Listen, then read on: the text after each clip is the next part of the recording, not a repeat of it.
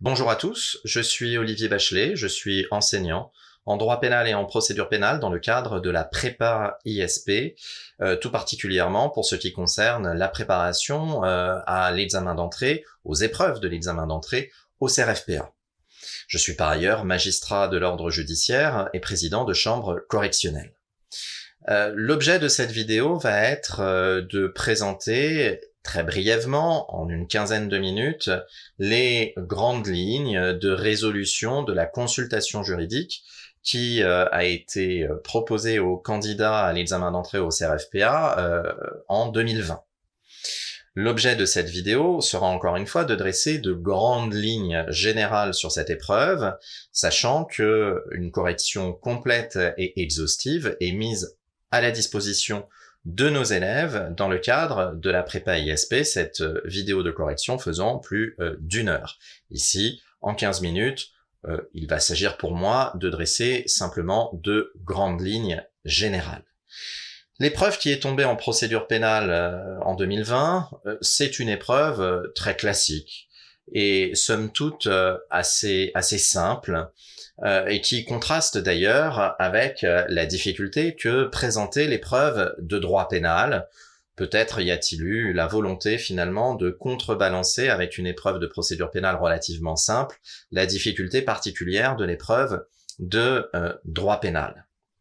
C'était une épreuve qui n'appelait pas de développement particulièrement complexe. C'était une épreuve qui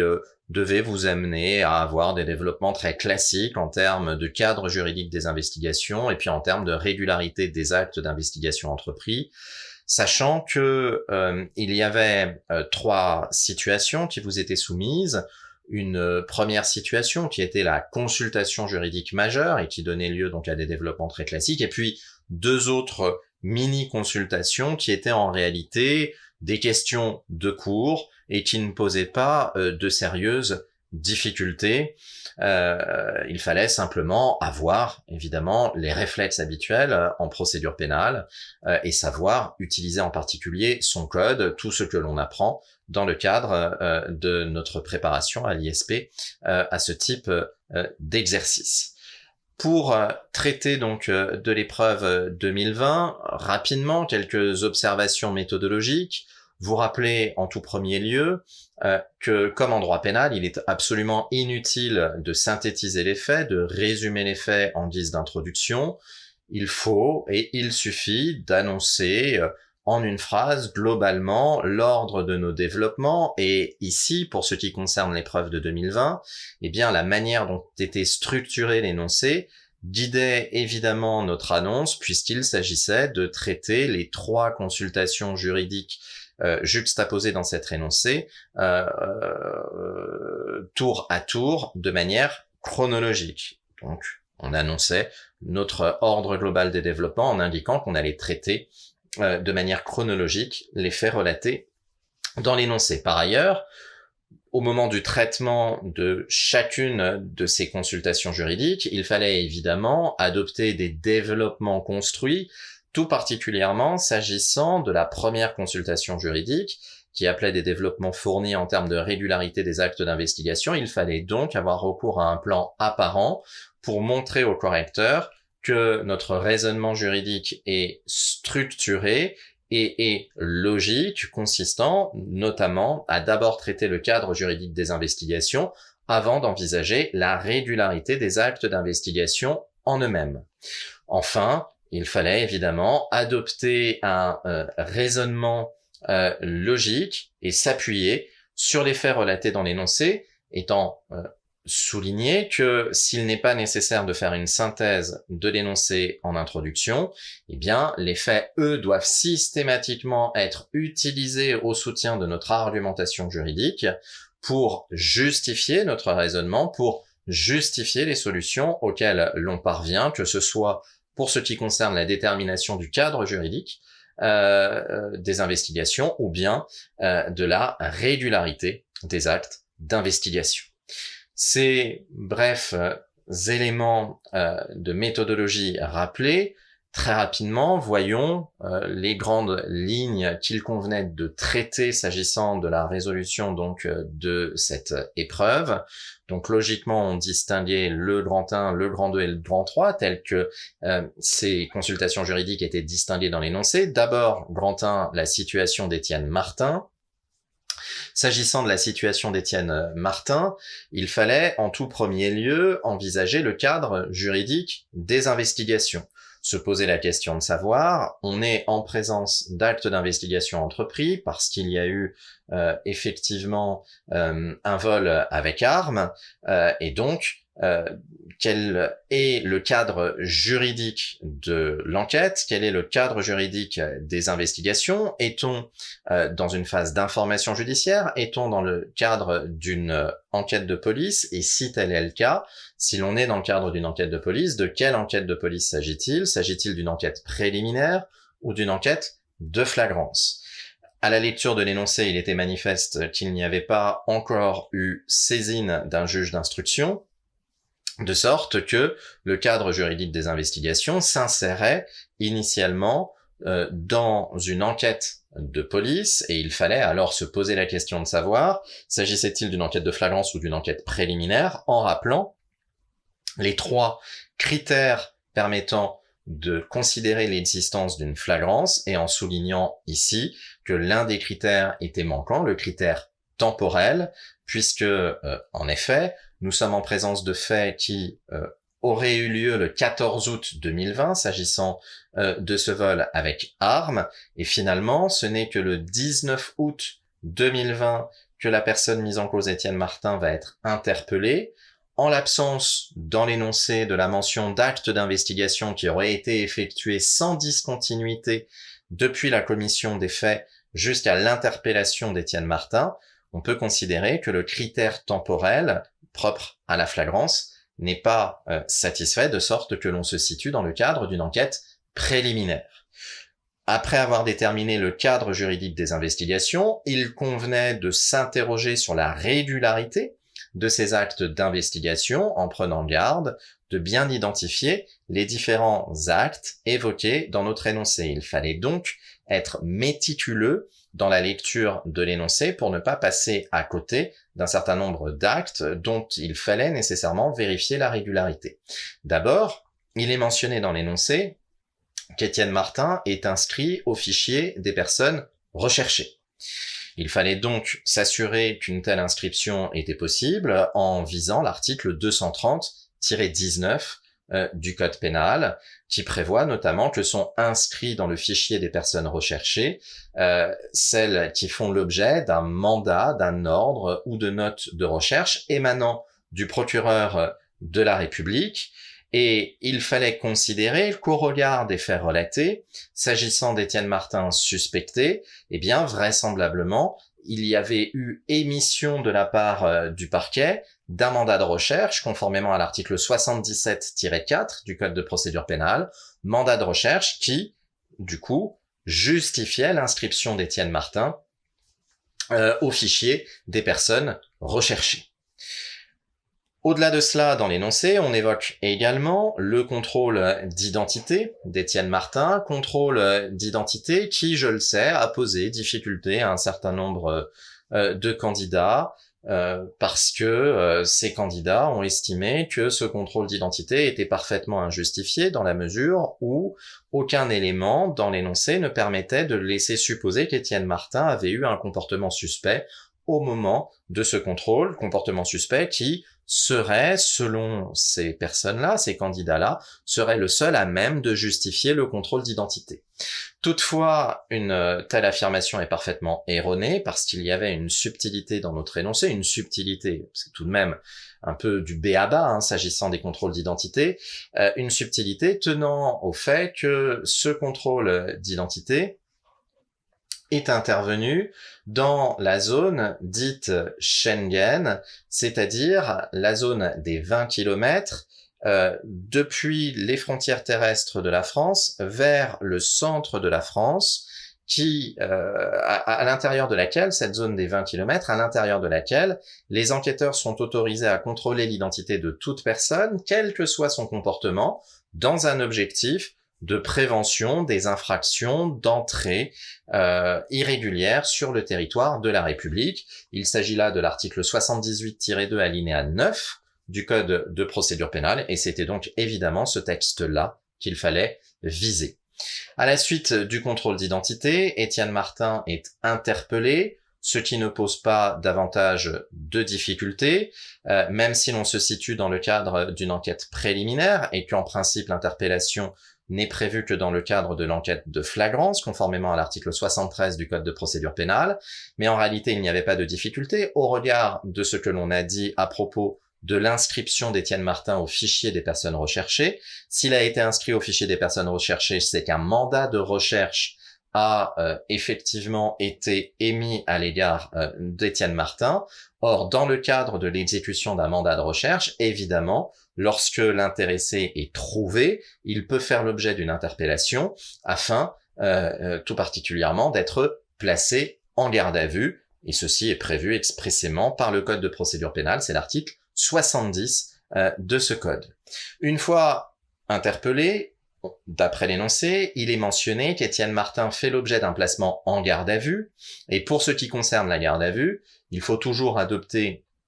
une même présentation qui consiste d'abord à se poser la question de savoir était-il possible de recourir à une garde à vue, pour ensuite évoquer la question des modalités du placement en garde à vue. Et puis, enfin, évoquer la question du déroulement de la garde à vue lorsque cela apparaît nécessaire au regard de l'énoncé. S'agissant du recours à une garde à vue, il n'y avait pas de difficulté particulière. L'on pouvait ici faire référence à l'article 62-2 du Code de procédure pénale, qui pose les conditions à respecter pour qu'un individu puisse être placé en garde à vue. Il faut d'abord que les faits présentent une gravité suffisante, ce qui est le cas s'agissant d'un vol avec arme qui est un crime. Il faut être en présence d'un crime ou d'un délit puni d'emprisonnement, il n'y a pas de difficulté. Il faut qu'il existe des raisons plausibles de soupçonner l'intéressé comme étant l'auteur de cette infraction, ce qui ici peut être discuté parce que dans l'énoncé on ne nous donne pas d'éléments objectifs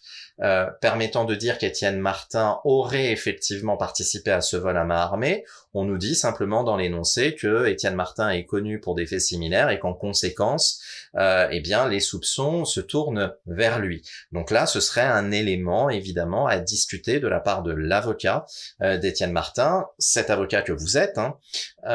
pour éventuellement contester la régularité du placement en garde à vue de votre client. Et puis, troisième point à vérifier s'agissant du recours à une garde à vue, ce sont les motifs du placement. Le recours à une garde à vue doit être l'ultime recours, nous dit le code, nous dit l'article 62-2, pour satisfaire un certain nombre d'objectifs, notamment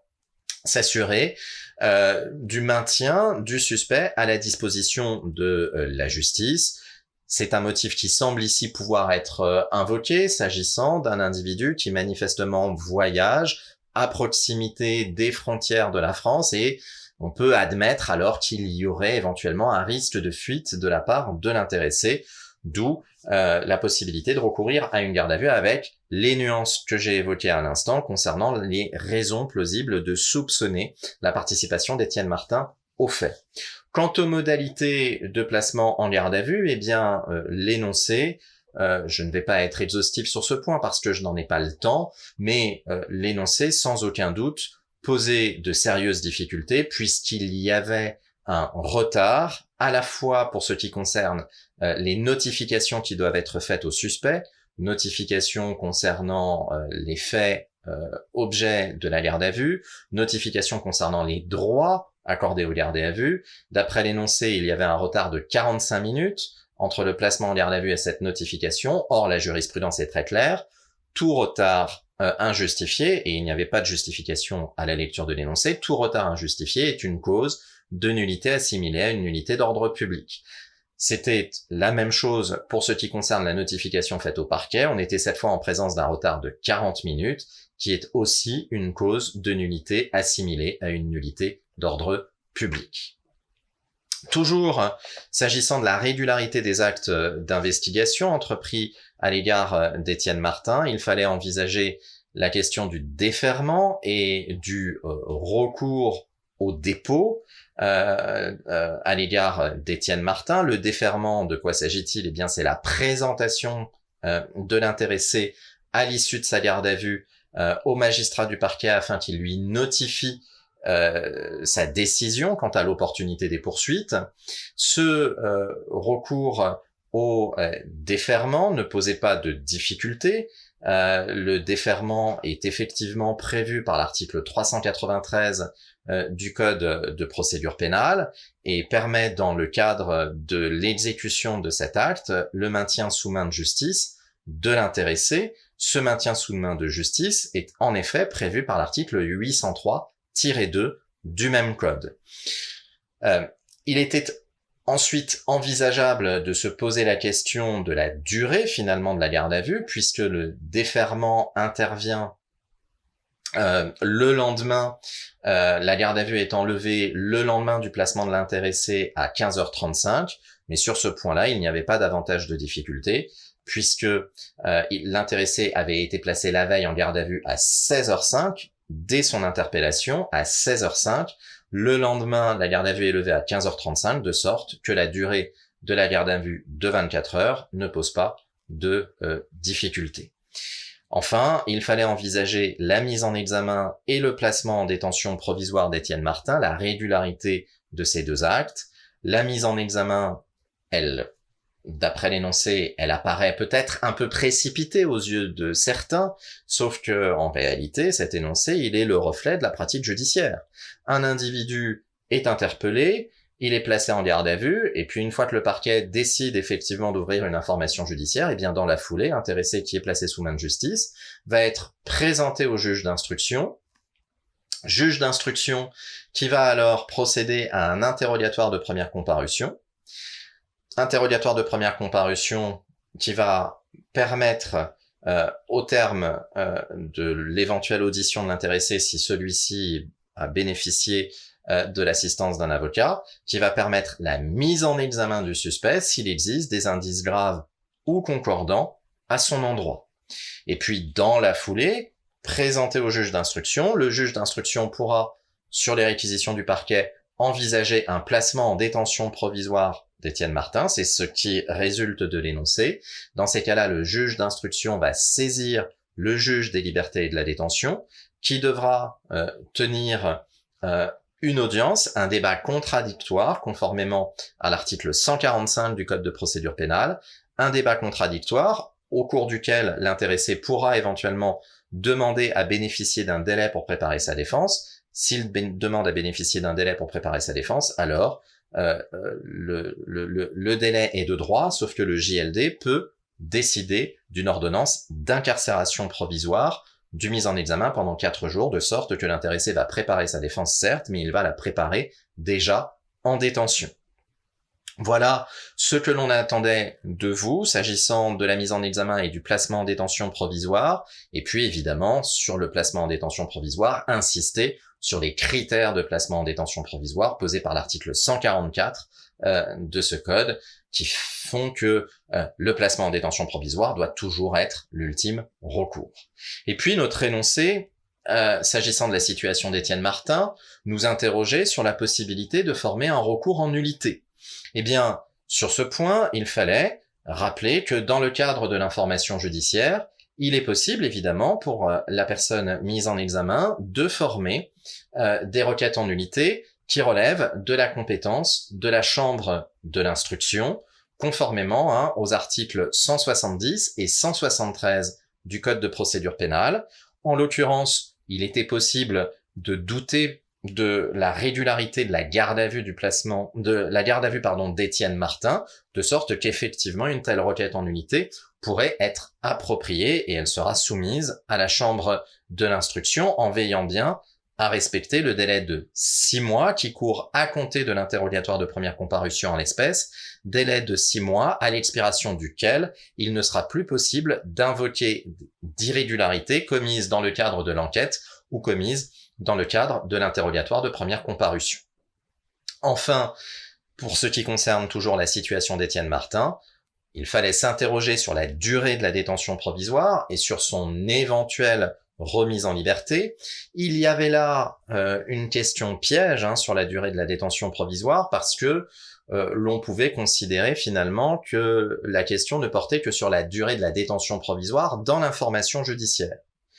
Or, la question est très générale et la détention provisoire ne désigne pas que l'incarcération du mis en examen dans l'information judiciaire. L'expression détention provisoire s'applique également aux prévenus qui, renvoyés devant le tribunal correctionnel à l'issue de l'information judiciaire, est maintenu en détention provisoire. Il fallait donc non seulement viser les délais butoirs prévus par les articles 144-1 et suivants du Code de procédure pénale dans l'information judiciaire, mais aussi les délais butoirs prévus par les articles 179 et suivants, s'agissant de la détention provisoire, une fois qu'une décision de renvoi devant la juridiction répressive de jugement a été prise. Il fallait donc être parfaitement complet sur ce point, c'était un des pièges de cet énoncé. Quant à l'éventuelle remise en liberté, eh bien là aussi c'était une question piège, parce qu'il fallait envisager deux voies pour obtenir une remise en liberté. D'abord, la voie de l'appel à l'encontre de la décision de placement en détention provisoire, appel qui est prévu par l'article 186 du Code de procédure pénale, la possibilité d'interjeter appel prévue par l'article 186 du Code de procédure pénale, et puis, au-delà de cela, la possibilité de former auprès du juge d'instruction une demande de mise en liberté prévue par les articles 147 et suivants du Code de procédure pénale. Après la situation d'Étienne Martin, qui était l'essentiel de l'épreuve, il fallait envisager la situation de Paul Muller, qui ne posait pas de difficultés particulières. S'agissant de la situation de Paul Muller, simplement on évoque le fait que les enquêteurs ont observé les alentours et ils ont pu constater que le suspect s'est rendu dans le jardin de Paul Muller. On pouvait ici très rapidement évoquer que cette observation des alentours par les enquêteurs ne posait pas de difficulté au regard du principe de liberté de la preuve. Au-delà de cela, la question essentielle était relative à la possibilité de recourir à une mesure de garde à vue à l'égard de Paul Muller. Et là, la réponse était très facile à trouver. Il suffisait de faire référence à l'article 99-3 du Code de procédure pénale concernant le refus d'obéir à des réquisitions faites dans le cadre d'une information judiciaire, article 99-3 qui renvoie à l'article 60-1 du Code de procédure pénale, qui concerne la même chose mais dans le cadre des enquêtes de police. Eh bien, ce texte, l'article 60-1 du Code de procédure pénale, prévoit que le refus de répondre à une telle réquisition est sanctionné d'une amende punie de 3 750 €. Amende punie de 3 750 €. Or, l'article 62-2 du Code de procédure pénale prévoit que la garde à vue n'est envisageable qu'en matière de crime ou de délit puni d'emprisonnement. Or, ici, nous sommes bien en présence d'un délit, le refus de déférer à une réquisition de l'autorité judiciaire. Pour autant, ce n'est pas un délit qui fait encourir une peine d'emprisonnement, de sorte que le recours à la garde à vue à l'égard de Paul Muller était parfaitement illégal. Cette garde à vue, donc, pourra être annulée sans aucune difficulté, sous réserve évidemment que Paul Muller soit poursuivi, ce qui ne nous est pas dit dans l'énoncé, parce qu'évidemment, si Paul Muller n'est pas poursuivi, il n'est pas partie à la procédure, à une procédure pénale quelconque, et donc il n'a pas qualité à agir pour invoquer la nullité de sa garde à vue. Enfin, la situation de Jordan Durand. La situation de Jordan Durand, c'était une situation relativement simple qui amenait deux séries de développements. Des développements sur la possibilité d'interjeter appel d'abord. En réalité, il s'agissait là d'une question qui consistait à vérifier la connaissance du candidat quant à l'actualité juridique, en particulier l'actualité législative, parce que jusqu'à la loi du 23 mars 2019, il n'était pas possible, s'agissant d'un verdict criminel, d'un verdict d'assises, il n'était pas possible de compartimenter son appel. L'appel portait sur tout, à la fois sur la culpabilité et sur les peines prononcées. Dans un objectif d'accélération de la procédure pénale, en particulier de la procédure criminelle qui est extrêmement lourde, la loi du 23 mars 2019 a créé dans le code de procédure pénale un article 380-2-1 grand A. Ça devient vraiment très compliqué de s'y retrouver. 380-2-1 grand A, qui prévoit désormais la possibilité d'interjeter appel en matière criminelle, d'interjeter appel uniquement sur la décision relative à la peine, dont cette possibilité, elle est parfaitement ouverte à Jordan Durand depuis cette loi du 23 mars 2019. Quant à la durée de l'incarcération, eh bien, dans l'énoncé, on vous indique que Jordan Durand a été condamné à 9 ans d'emprisonnement pour des faits qui, conformément à l'article 222-10 du Code pénal, font encourir 15 ans de réclusion criminelle, s'agissant de violences ayant entraîné une infirmité ou une mutilation. On est en présence de violences criminelles aggravées qui font encourir 15 ans de réclusion criminelle. Et donc, certains d'entre vous, on peut-être tiquer au regard du fait que, au bout du compte, il a été condamné, Jordan Durand, à une peine de 9 ans d'emprisonnement. Mais en réalité, ça pose pas de difficulté, parce que même si la qualification retenue est une qualification criminelle, dès lors que la cour d'assises prononce une peine égale ou inférieure à 10 ans, elle prononce alors une peine d'emprisonnement, puisqu'on est, s'agissant de cette peine prononcée, en deçà du plafond maximal des peines privatives de liberté encourues en matière correctionnelle. Et donc, même si l'infraction est une infraction criminelle, la peine prononcée pourra être qualifiée emprisonnement dès lors qu'elle est égale ou inférieure à 10 ans, ce qui aura des incidences notamment sur le régime de détention et sur le type d'établissement pénitentiaire dans lequel le condamné va exécuter sa peine. Au-delà de cela, sur la durée de l'incarcération, on vous indique que Jordan a été condamné à 9 ans d'emprisonnement, qu'il a déjà exécuté 1 an de détention provisoire. Eh bien, logiquement, conformément à l'article 716-4 du Code de procédure pénale, on va mentionner que cette année, déjà passée en détention provisoire, va venir s'imputer sur les 9 ans, de sorte qu'il lui reste 8 ans à exécuter. Et puis on va aller un peu plus loin, je n'ai pas le temps de le faire ici, mais il fallait, au-delà de cela, au-delà de l'imputation de la durée de la détention provisoire, également évoquer la question des crédits de réduction de peine qui vont permettre à Jordan Durand de bénéficier d'une peine abrégée, conformément aux dispositions de l'article 721 du Code de procédure pénale. Et puis, au-delà de cela également, il fallait évoquer les dispositions relatives à la libération conditionnelle, à partir de quand Jordan Durand sera éligible à une éventuelle libération conditionnelle, conformément cette fois aux dispositions de l'article 729 du Code de procédure pénale, sous réserve, pour finir, bien entendu, de l'absence de période de sûreté qui aurait été décidée à l'égard de Jordan Durand. Et donc là aussi, il fallait envisager cette hypothèse de période de sûreté pour donner les différentes durées d'incarcération selon les différents scénarios envisageables. Voilà pour ce qui concerne donc ces lignes directrices relatives à l'épreuve de procédure pénale tombée en 2020 dans le cadre de l'examen